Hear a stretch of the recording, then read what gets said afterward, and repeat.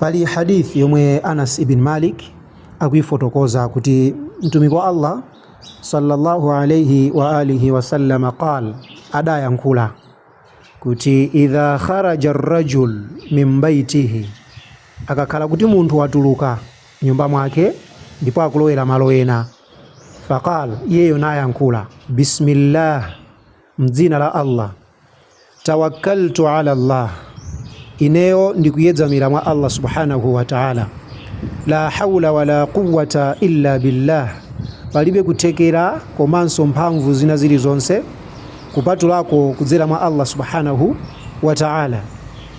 Yuqal, zimayankhulidwa hina idhin, nthawi yomwe munthu yakuyankhula mawu amenewa, kunena kuti chani, hudit, iweyo uli oongoledwa, wakufita wa ukhit, ndipo iweyo uwatetezedwa, fatatanaha lahu shayatin, ndiye masatana munthawi imeneyi amakhala tsopano akumuthawa munthuja, amamuthawa, fayaqulu lahu shaytanun akhar, ndiye mmodzi mwa mashayatina amenewa amayankhula kunena kuti kaifa laka birajulin qad hudiya wa kufiya wa wuqi, kodi ifeyo tingathane naye bwanji munthu amene watetezedwa komanso akuongoledwa ndi Allah subhanahu wa ta'ala, amene tingamusokoneze bwanji? Nizosatheka.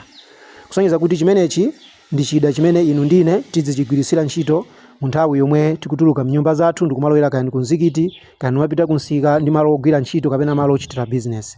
Tikayikhazikitsa sunna imeneyi tidzakhala otetezedwa mpaka nakubwerera mnyumba zathu biidhnillah. Wassalamu alaikum wa rahmatullahi wa barakatuh.